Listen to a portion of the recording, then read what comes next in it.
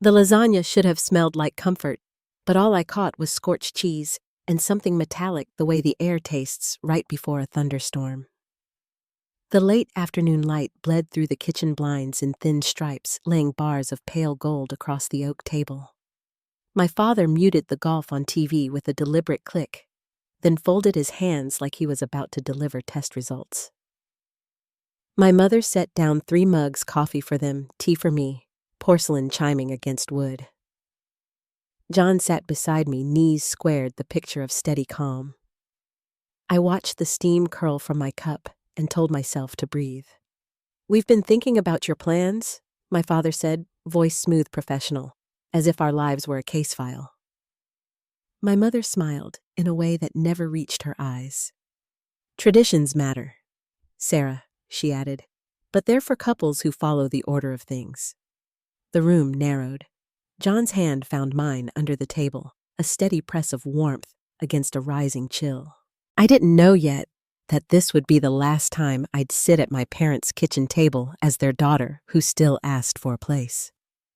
Before I go on, tell me where you're listening from down in the comments. And if you've ever had to swallow a hurt that should have never been yours, tap the like button so this story finds someone who needs it. Make sure you're subscribed so you won't miss how this ends. To understand how that dinner unstitched the rest of the seams, you need to know where the threads were thin. I grew up in a tidy colonial outside Boston, a house that smelled like lemon oil and library books. Dad wore white coats and spoke in careful verbs. Mom floated through rooms with a red pen tucked behind her ear, quoting poets while reminding us to take off our shoes. On holidays, the dining room gleamed polished silver, polished voices, the kind of family you'd put on a card. But the seating was always assigned, and not just at the table. Vanessa arrived 3 summers ahead of me. Honey blonde hair, easy laughter, the same cool blue eyes as our mother. She learned early how to glide private school at Phillips, a new Honda, with a bow big enough to block the driveway, a senior trip to Europe that our parents called broadening. The day she came home with her acceptance to Northwestern, Dad opened a bottle of the sparkling wine he saved for surgeries that went especially well. I remember the bubbles clinging to the glass, how I tipped my Coke and pretended the fizz was close enough. By the time I was applying to colleges, there were talks about practical budgets. I took out loans and worked the bookstore counterfingers, smelling like paper and dust, walking home with canvas bags and sore feet. At 16, my birthday present wasn't a car. It was permission to pick up more shifts. I bought a 10-year-old Toyota with brakes that whined when it rained. Dad called it character building. I nodded like a good daughter and kept jumper cables in the trunk. What I didn't have in allowances, I found in other places, in friends who became chosen family, in a stubborn belief that work and kindness mean something even when no one's clapping. I studied marketing because I liked the puzzle of it, the human seams in every story. "Advertising is what people pick when they can't get into better programs," Dad said once during Thanksgiving, passing the green beans. I smiled into my plate and decided not to absorb that as truth. Then John arrived like a good November coat, useful, warm, not trying to be the weather. He was finishing computer engineering, living on coffee and determination, the son of school teachers who taught him that love and money were different languages. We fit the way honest things do. We shared takeout on second-hand sofas and split rent and saved slowly toward a small life that felt big to us. When he proposed on a trail in the White Mountains, there was no staged photographer, just an old gold ring from his grandmother and a sky so clear you could hear your own heart. We planned a small ceremony at Riverside Park, June light through Maple's dinner at our favorite neighborhood spot. $10,000. Friends and family. Nothing grand, just us, held by people who cared. 2 weeks later, Vanessa flashed her diamond across the same oak table, and my parents opened the champagne. Gregory told his proposal story like a practice toast, 5-star resort private terrace staff who knew how to stay out of the way. Dad clapped his shoulder as if he'd won something scarce. Mom dabbed her eyes and called it storybook. Then came the announcement, $100,000 toward the wedding. The applause felt like a standing ovation in a room where I was the only one sitting. I swallowed the sting and told myself love isn't a ledger. I even let hope in just a little. Maybe not 100,000. Maybe not Napa vineyards and silk-swathed violins. Maybe a gesture that said my happiness mattered too. So we asked for dinner. A quiet Sunday, just us. No place cards, no champagne. The house felt more like a waiting room than a home that night. No extra place settings, no clatter of special cutlery. The blinds were drawn, keeping out a sky the color of pewter. My mother's lasagna sat squarely in the center edges, too browned, as if she'd left it in the oven and forgotten. We talked about weather. We asked my father about work. He answered in monosyllables. John mentioned a project. My mother nodded, then adjusted the salt shaker's position by a hair's width, as if the table might notice the misalignment. When the coffee came, I cleared my throat. We wanted to share our plans, I said. Riverside Park in June. Martinelli's afterward. We're saving, but with student loans it's tight. We wondered if my father didn't let me finish. And what exactly are you expecting from us? John's voice was gentle, like a hand lowering a window. Not expecting, just wondering if you wanted to contribute in some way, as family. Tradition, my mother said crisply, is for people who respect tradition. She placed her spoon down with a clean, controlled tap. Your sister has always understood the order of things. My eye found the hairline crack in the mug's glaze the way it veined across the handle. What order is that? Dad leaned forward. The kitchen clock ticked steady as a metronome. Position yourself well. Choose a path that honors the family. Align yourself with people who bring stability. Gregory's family has connections, Mom added. They have standing. John is a software engineer, I said quietly. His parents are teachers. He brings respect. He brings kindness. My father's eyebrow ticked a fraction. Someone we barely know from a background that doesn't match ours. It took a second for the slap to land without their hands moving. John's fingers tightened around mine. I kept my voice steady. So this is about money. It's about choices, Dad replied. Vanessa has earned our help. You, Sarah. He paused, as if selecting the right word from a shelf. You haven't. The floor didn't fall out. It simply slid an inch enough to make you reach for the nearest solid thing. My mother's face softened theatrically the way a stage light warms before a monologue. You've always insisted on doing things your way. Marketing instead of law. Renting instead of returning home. And now this. Very modest plan. We'll attend as guests and be happy for you. But we won't fund what we didn't advise. I tasted metal again. I rested my palm flat on the table to keep it from shaking. What would I have needed to do to deserve your support? Respect the family, Mom said, each word ironed flat. Honor traditions. Consider how your choices reflect on our name.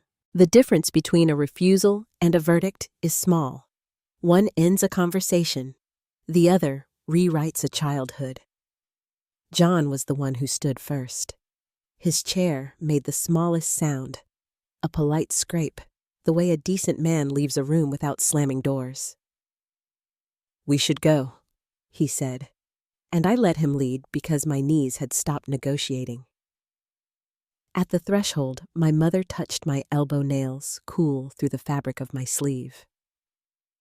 Vanessa does everything right, she whispered, as if it were a private kindness.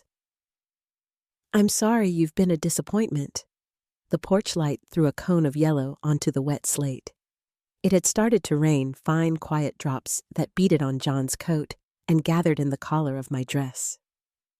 We walked to the car without speaking. Somewhere down the street, a neighbor's wind chime answered the breeze with a thin, mournful clatter. I closed the door, and stared at my reflection in the dark window. the outline of a woman who could list in dollar amounts how love was measured in her family. We drove through streets we knew by muscle memory. The wipers whispered their pendulum. John didn't turn on the radio, didn't fill the quiet with reassurances he hadn't earned the right to give. He simply rested his hand over mine, where it lay cold on my knee, and let the silence reveal the shape of the wound. In our apartment, the overhead light hummed before it found itself.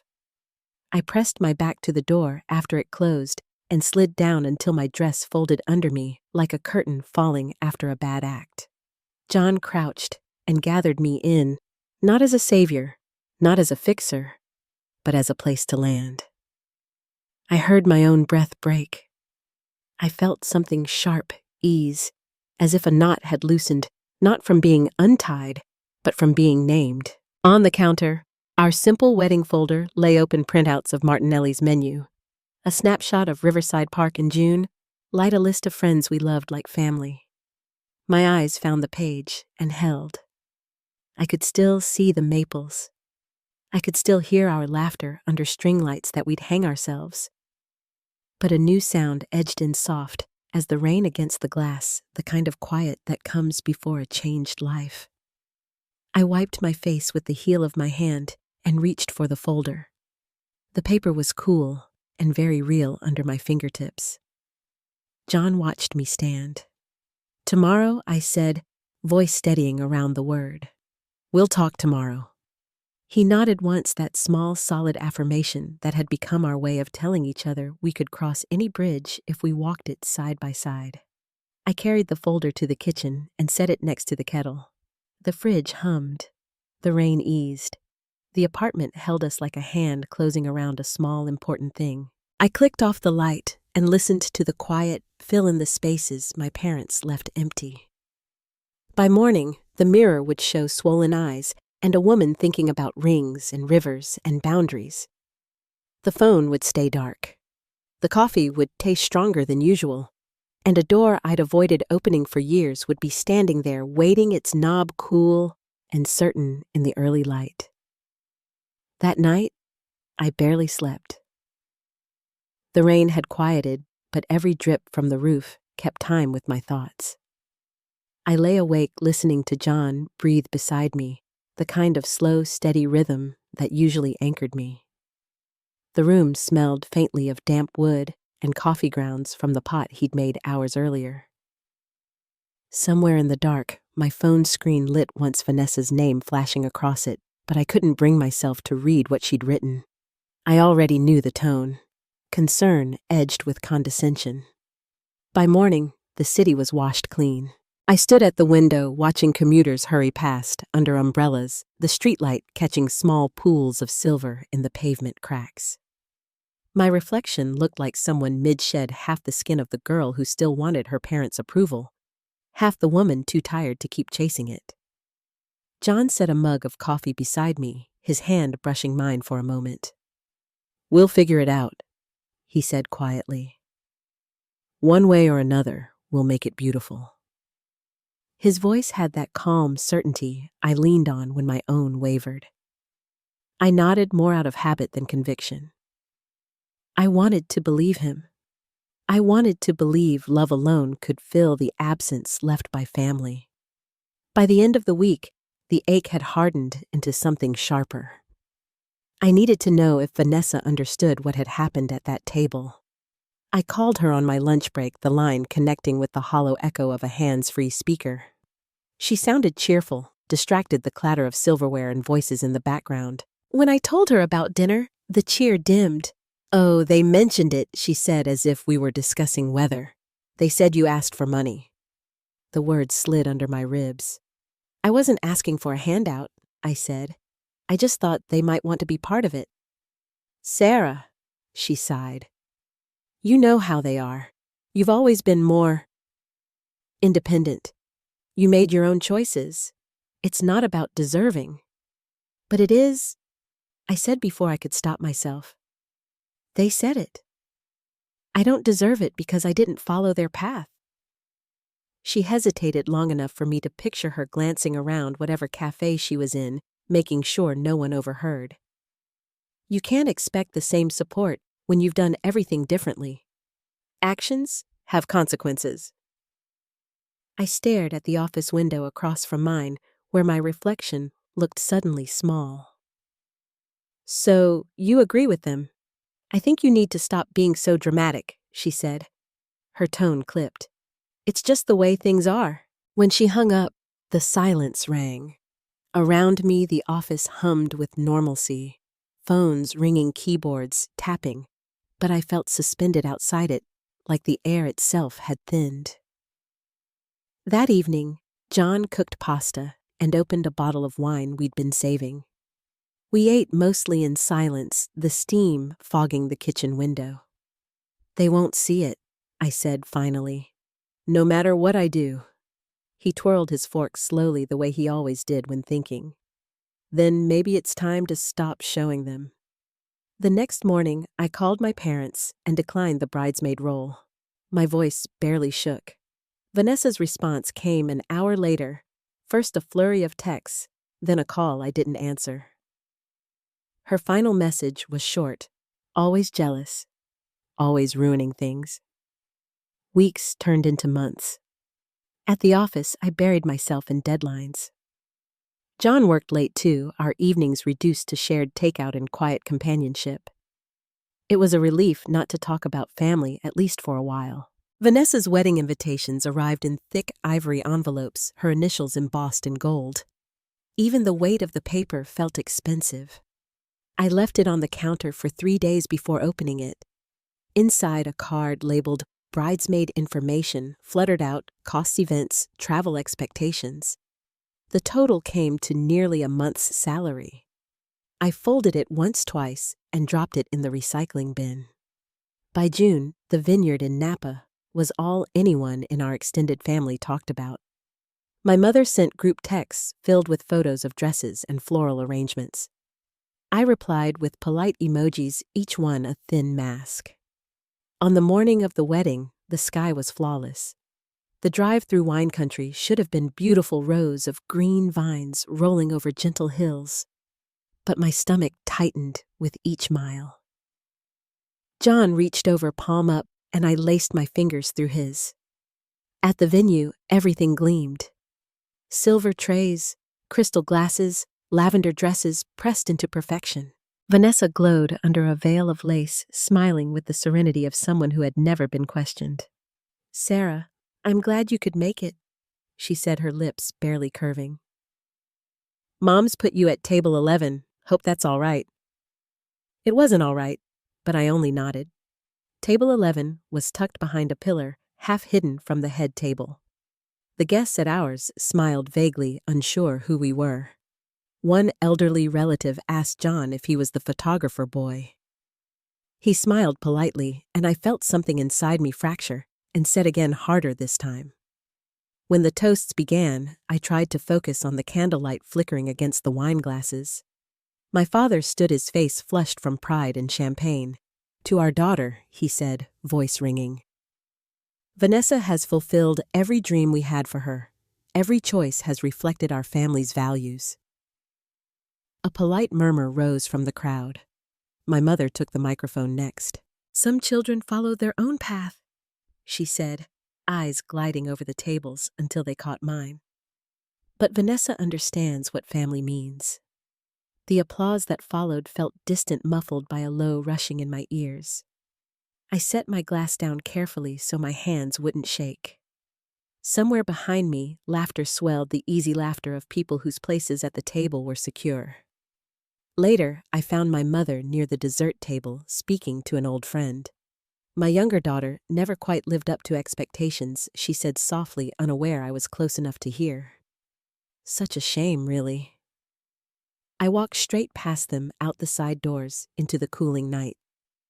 The vineyard air smelled of roses and distant rain. When John caught up, I was standing by the parking lot lights, their halos pale against the darkness. "I can't do this anymore," I whispered. He nodded, no argument, no surprise.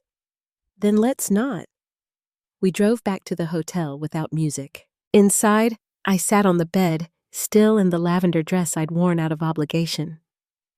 It looked beautiful under the lamp, too beautiful for how small I felt. "They'll never see me," I said quietly. "No matter what I become, I'll always be the one who didn't follow the script." John knelt in front of me, resting his hands on my knees. "Then stop performing for them." The words landed softly but with weight. For the first time, I understood how tired I was, not just of their judgments, but of my own need to prove something. I took a deep breath, slow and steady. The next morning, the decision came with the first light. I packed our bags, folded the dress carefully into its box, and left the hotel card on the dresser. Before we checked out, I opened my phone and blocked every family number. Then, I wrote one message, short, polite, final. "I need space. Please don't contact me until I reach out first." The screen dimmed, and an odd quiet settled in my chest. Not peace yet, but something close. The weeks that followed felt both heavy and freeing. The phone stayed silent. No calls, no apologies, no attempts to bridge the distance. The absence hurt less than I'd expected. Grief came in small moments, a commercial showing a father walking his daughter down the aisle, a mother helping her child zip a dress, but the sting softened with each passing day. I threw myself into work, often staying late at the agency after everyone else had gone. The building creaked at night, the hum of the vending machine the only sound. I liked the stillness, the space to think. My projects grew more ambitious, my campaigns sharper. When a senior account lead left unexpectedly, I stepped in without hesitation. For the first time, my ideas weren't being filtered through someone else's approval. John noticed the change before I did. "You're lighter," he said one evening as we ate takeout on the floor boxes spread across the coffee table. "Even when you're tired, it's different." "I guess I stopped waiting for them to notice me," I said. "It's quieter now." He smiled, that slow, knowing smile that always seemed to anchor me. Quiet can be a good foundation. We started making plans again, not for a wedding this time, but for life. Maybe a small business someday, something that blended his coding with my marketing background. We didn't call it ambition. It was survival turned into purpose. One night, as rain ticked softly against the window, I found myself standing at the same spot where months earlier I'd cried after that dinner. The city lights shimmered through the glass distorted by water. Behind me, John was asleep on the couch, a book half open beside him. I realized the ache had dulled to a scar. Still there, but not bleeding. I thought about family, the way love can become a transaction if you let it, and how strange it was to feel relief in distance. The girl who once waited for a seat at the table had built her own, smaller maybe, but solid.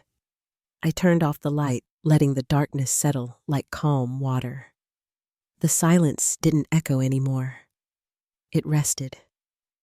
And somewhere in that quiet, I felt the faint beginning of something else. Not revenge, not triumph, but the first pull toward understanding who I was when no one else was defining me. The first year without my family felt like walking through a winter that wouldn't end. Days passed in soft repetition work, dinner sleep. But inside, I was rearranging the weight of old memories. Some nights, I'd wake to the faint glow of city lights on the ceiling and think I heard my mother's voice in another room, only to realize it was the hum of the refrigerator. Silence had its own echo then. John started leaving coffee for me on the counter every morning before heading to work. Sometimes there was a note beside it, nothing elaborate, just a few words written in his neat engineer's hand. "Keep building forward. Dinner at 6 if you're home." Those small gestures steadied me more than he ever knew. At work, my desk grew into a kind of refuge. The marketing agency sat on the 9th floor, high enough to catch light from the harbor on clear days. I spent long hours there, learning every nuance of campaigns, every shift in tone that could turn an idea into a success. When my manager left suddenly that spring, I stepped into her role without anyone asking. The pressure was heavy, but it gave me something solid to push against. Dr. Levine entered my life not long after. My therapist, a calm woman with gray-streaked hair and eyes that never rushed you. She had the kind of voice that made silence feel useful. In our first session, she asked me what I wanted most out of therapy.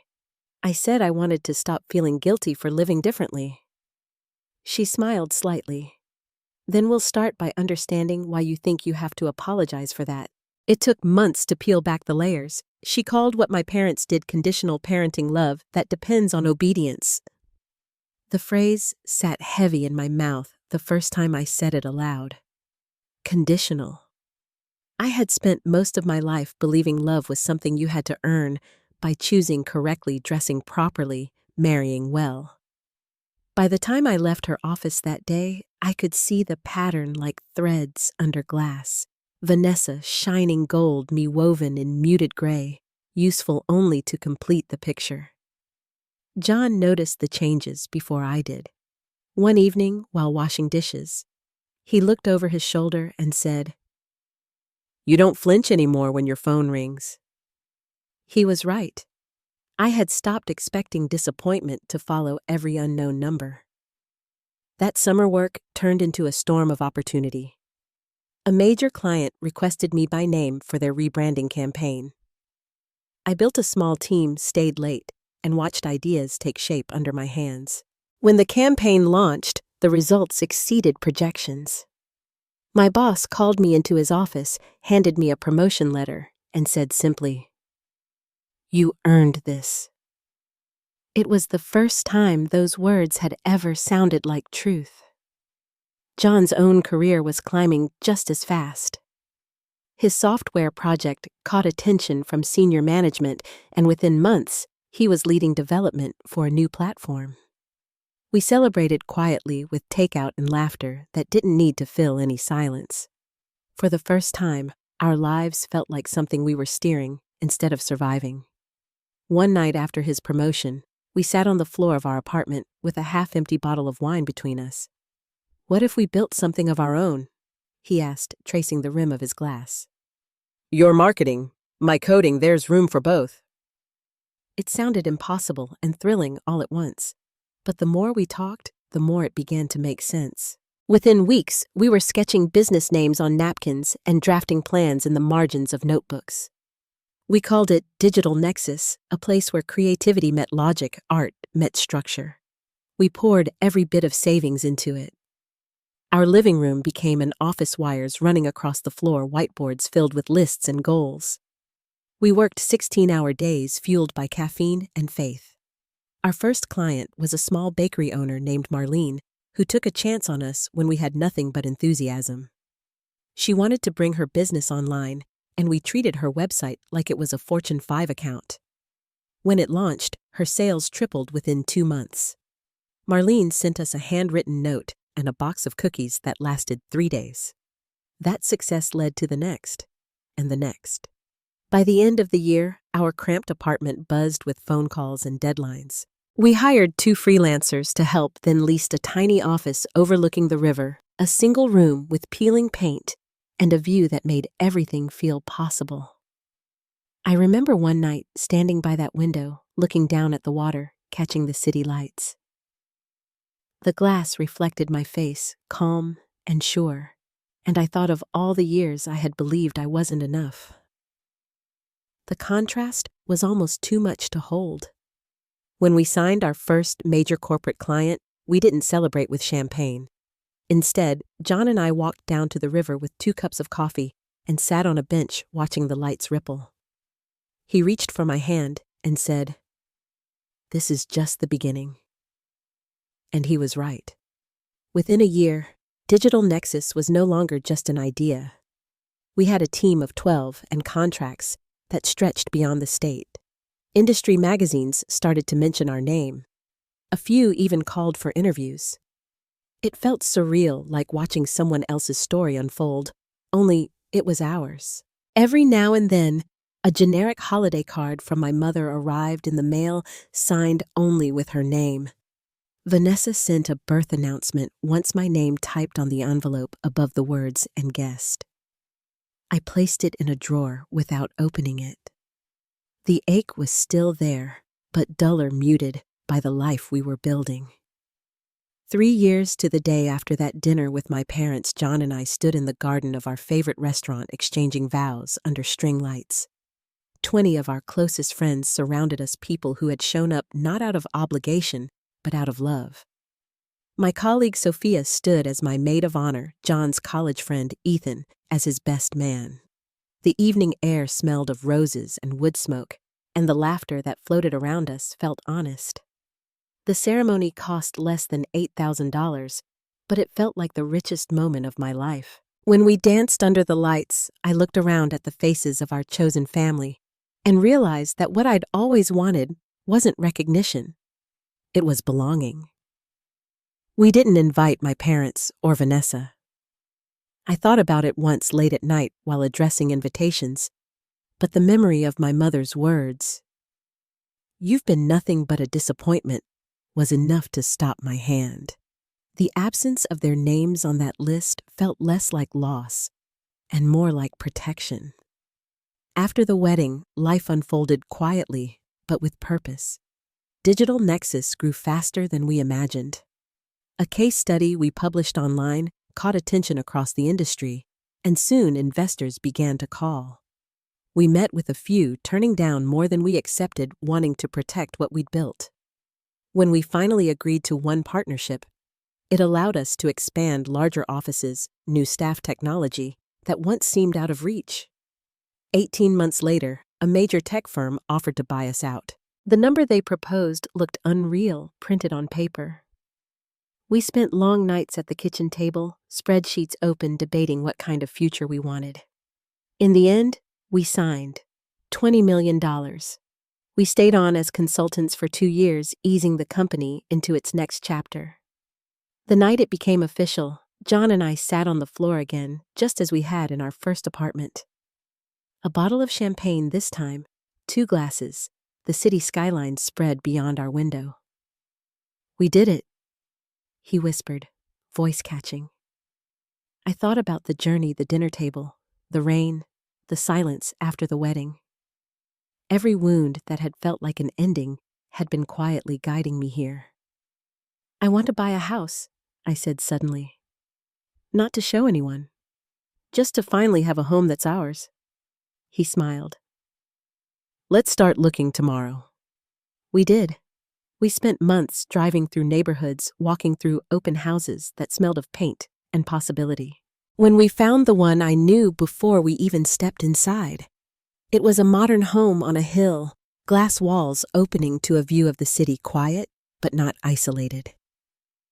2 acres of space, a garden that caught morning light, and a room that would be my office.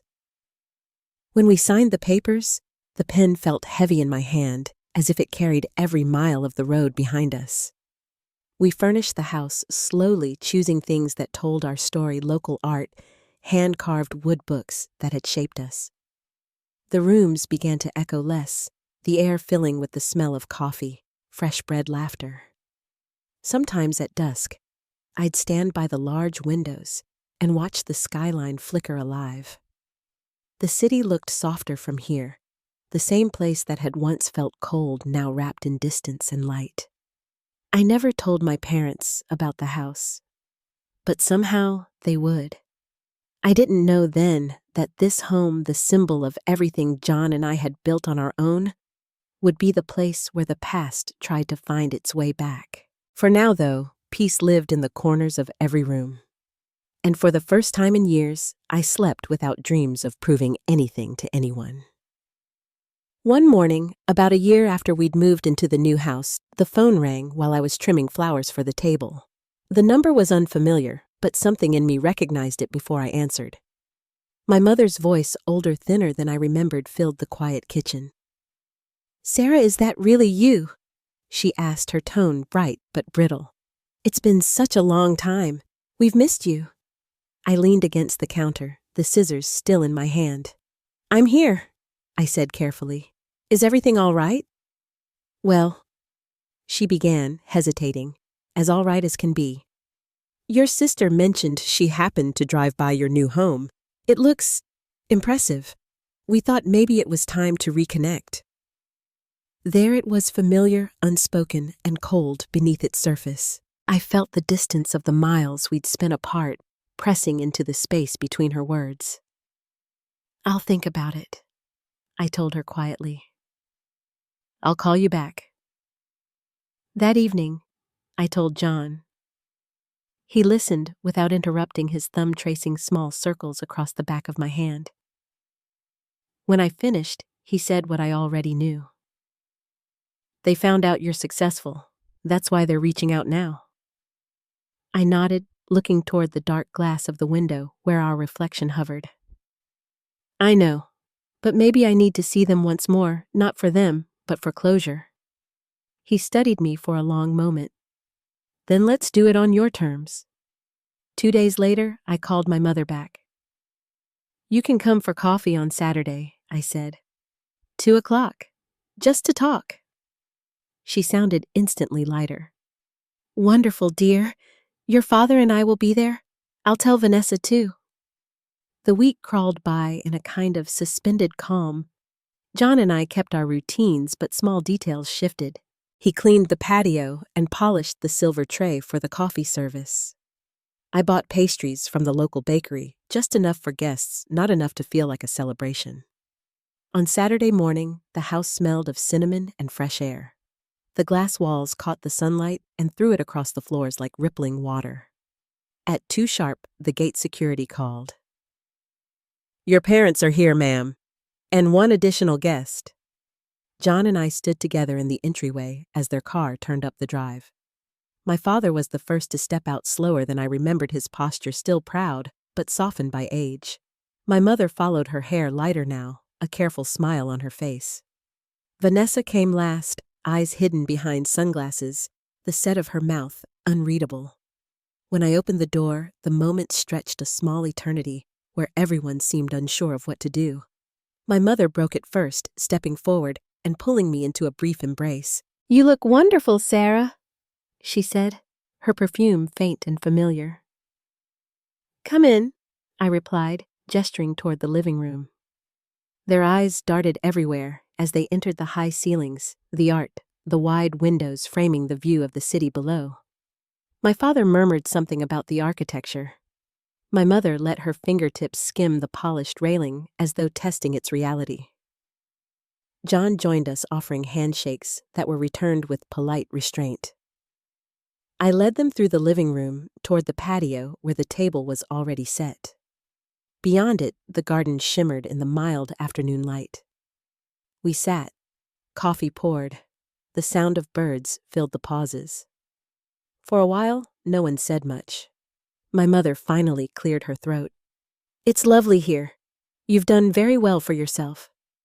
Thank you, I said simply. My father leaned forward, his hands clasped.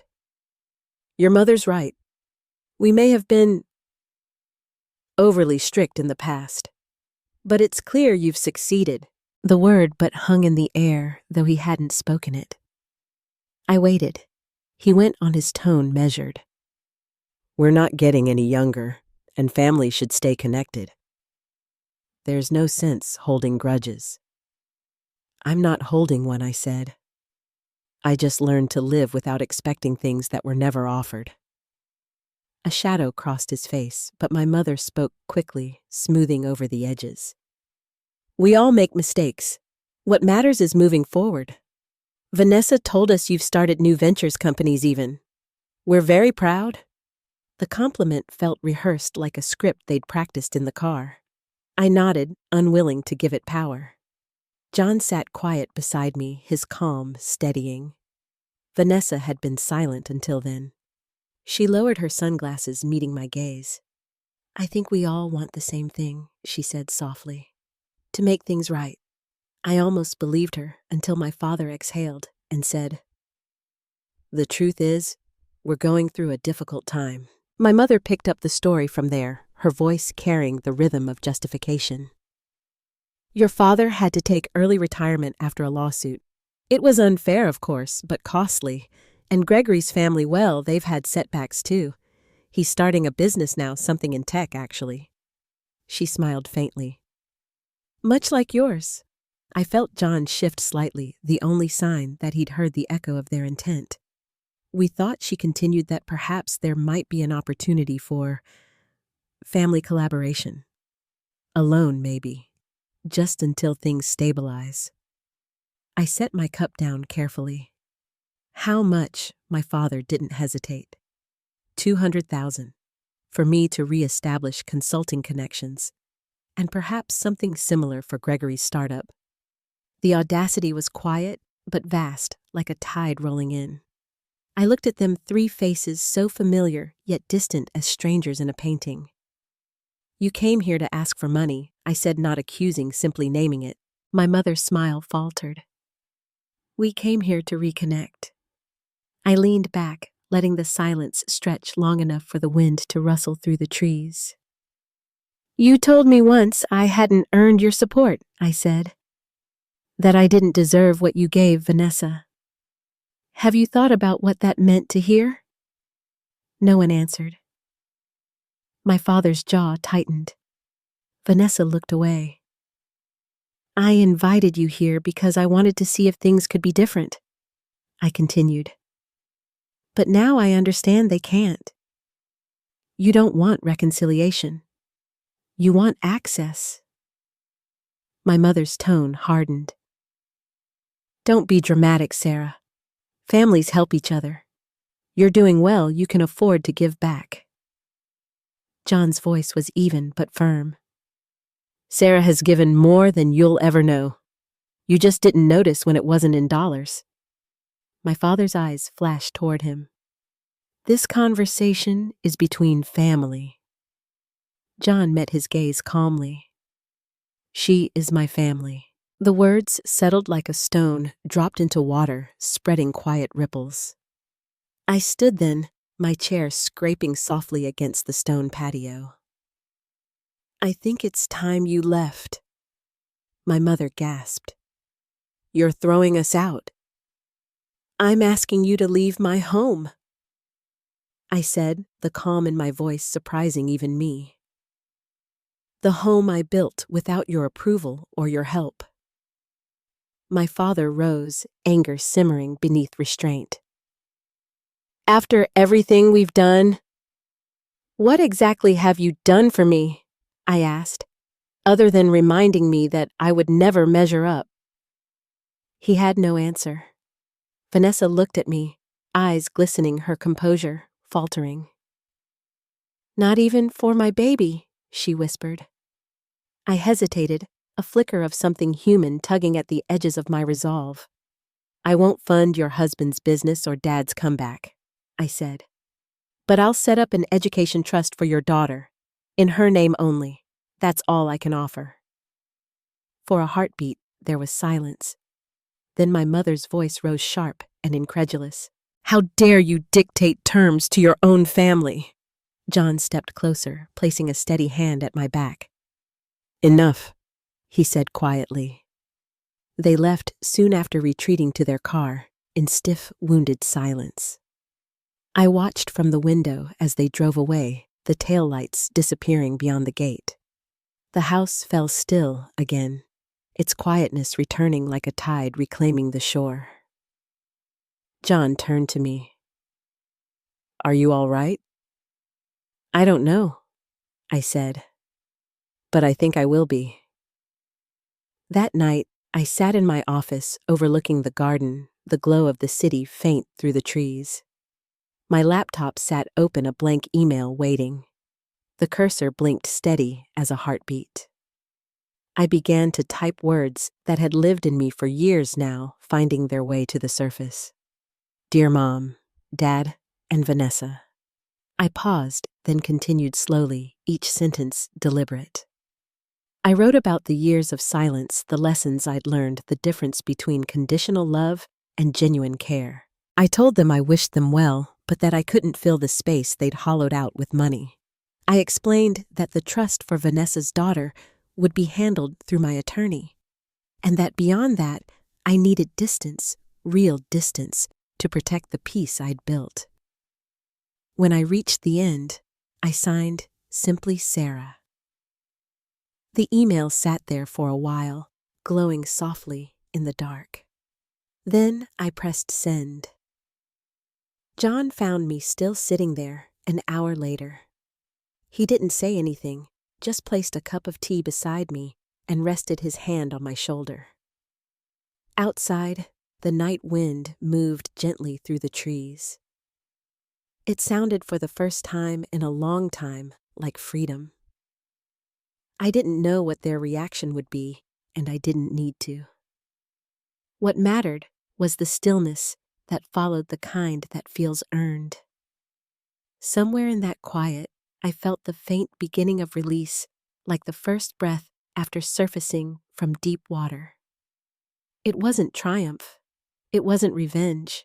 It was something quieter, something truer. A boundary held, and the world not ending because of it. And that small truth, more than anything, told me I had finally come home.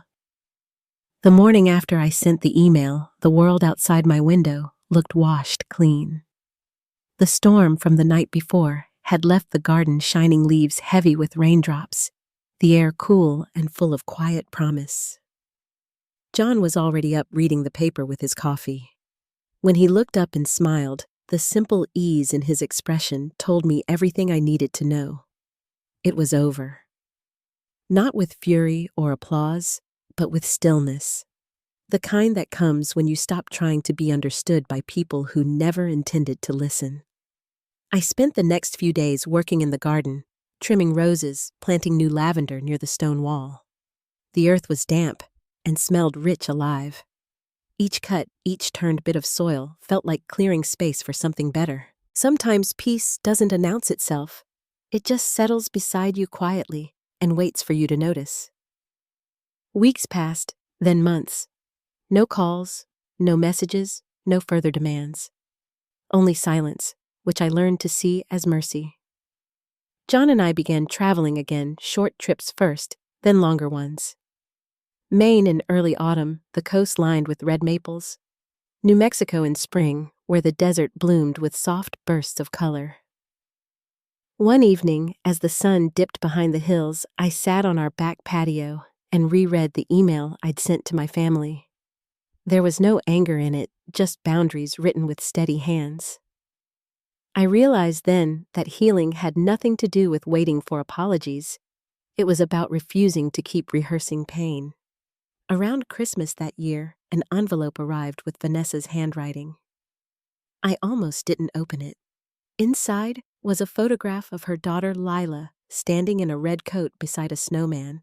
There was no letter, only 2 words written on the back. Thank you. I placed the photo on the mantel next to one of John and me by the river on our wedding day. The 2 images didn't compete. They simply shared the same light.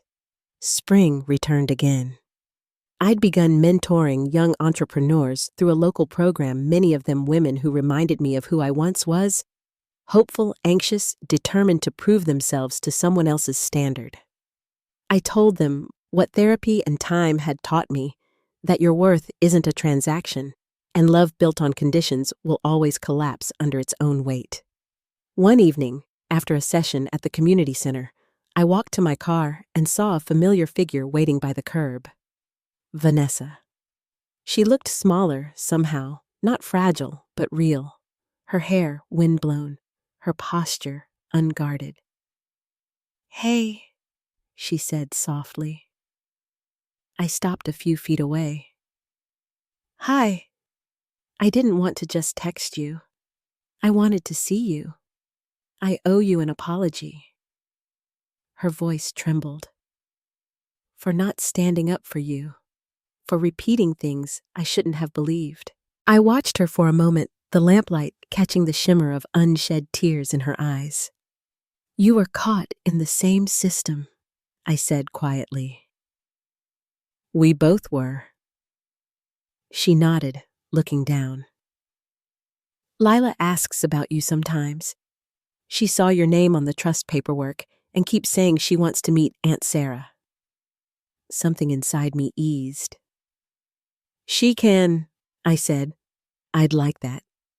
We stood in silence for a moment, the kind that feels both heavy and kind. When she finally walked away, I felt no anger, no triumph, just understanding.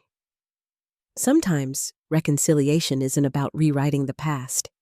It's about letting the present breathe. By summer, John and I launched the foundation we'd been dreaming about. We called it the Pierce Initiative for Creative Learning. A place that provided scholarships and mentorship for young people with ideas but little support.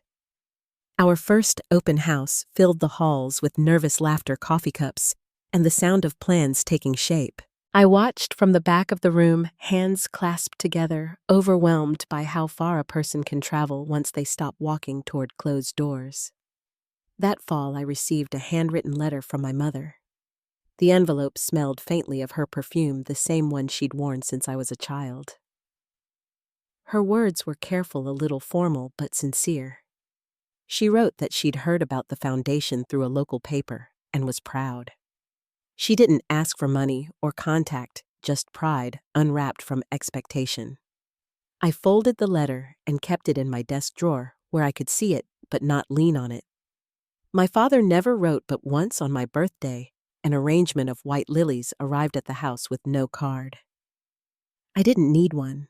Some gestures speak louder when they stand alone.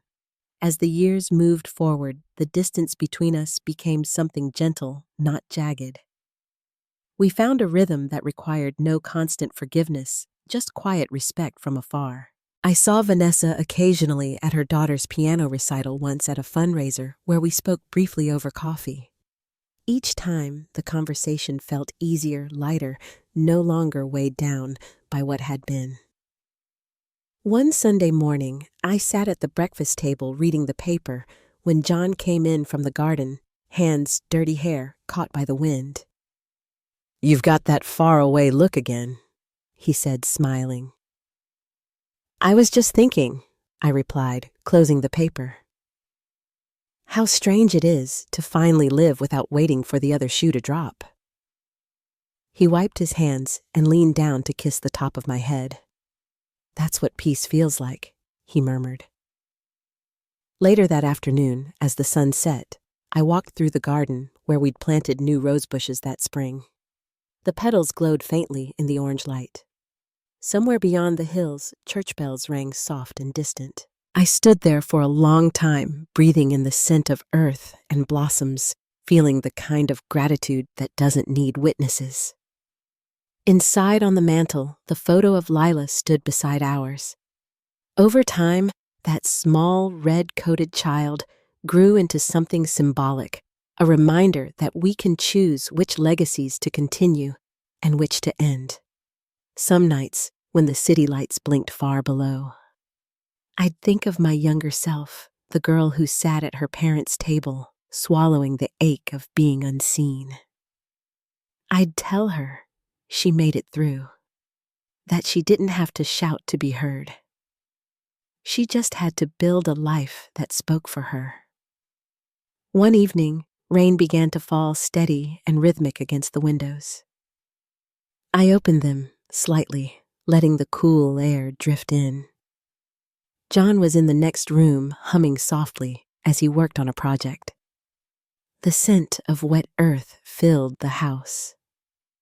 Every sound felt alive. The rain, the faint rustle of leaves, even the whisper of our dog's paws against the floor.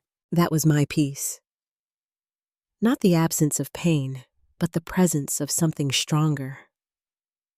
A home built on kindness. A love that didn't ask me to earn it. As the last light faded, I turned off the lamps one by one, leaving the glow from the garden to spill across the floor. The quiet wasn't empty anymore. It was full of everything I'd chosen to keep. Some wounds don't fade because we forgive. They fade because we finally let go. And sometimes that's the truest kind of justice. If this story spoke to you, tell me where you're listening from down in the comments. And if you've ever had to find peace on your own terms, share your story. Don't forget to like, share, and subscribe for more stories about quiet strength and second chances. The rain kept falling soft as a lullaby, and for the first time in years, I felt no pull toward the past, only the still, steady rhythm of a life finally my own.